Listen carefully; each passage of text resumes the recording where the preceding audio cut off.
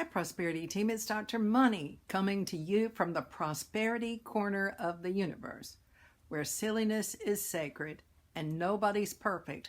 I am your POP, your professor of prosperity, and I'm here so that all of our lives can pop with prosperity. Now remember another thing, and that is that if you're watching this video, then you are a member of the prosperity team, and we are a group of prosperity thinkers. I am a bit obsessed with YouTube videos. I love the ones about the two different kind of animals that are friends, like a tortoise and a duck. I love those. I watch those. And another thing that I really like is weird, and it's those videos of abandoned homes, abandoned mansions, abandoned castles. And when I look at those abandoned places and there's no one that lives in them, and some of them are very grand, I use my imagination and I just imagine what it would have looked like when someone was living in it.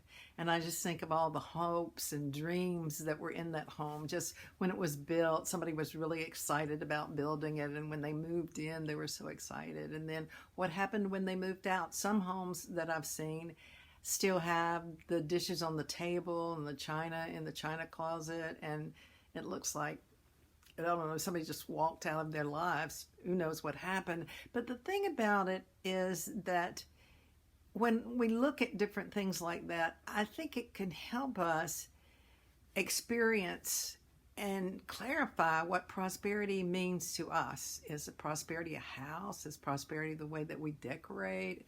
Is prosperity our hopes and dreams? Are they bigger than the actual event or the house itself? What is it like? I watched the whole 6 seasons of Lucifer, which I really loved. And in that, there are two brothers. There's Lucifer and Gabriel. I think it's Gabriel, his brother. Anyway, it's a brother. And so the two are going to, one of them is going to succeed God. And God talks to them. That's their father. And he talks to them. And he says, well, I'm getting ready to retire. And he says, y'all figure it out. Because they said, well, who's going to be God? And he says, y'all figure it out. So after a number of episodes and so forth, then finally, after all kinds of adventure and mayhem, they were able to figure it out. And Lucifer really did not want to be God. And the other angel did want to be God. And it just worked out perfectly. And Lucifer looks and he said, oh yeah, our Father told us we would figure it out. And that's the way it is with prosperity. Prosperity is a deep concept. It's not just about having things, even though that's a part of prosperity, but prosperity is an experience.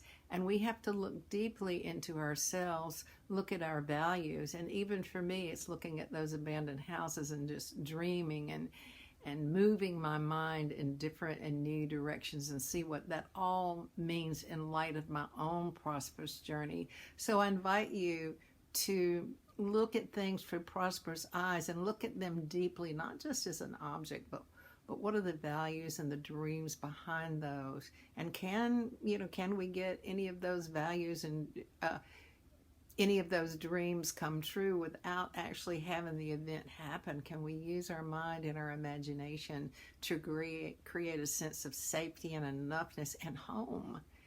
I've heard this saying, you've probably heard it too, and that is, home is where the heart is.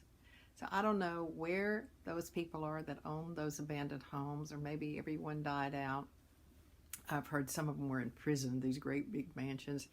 However, regardless of that, we want everyone to experience the heart of the home. And not only that, we want them to experience the heart of prosperity, as well as ourselves. We want to experience what that's like. What is true prosperity like?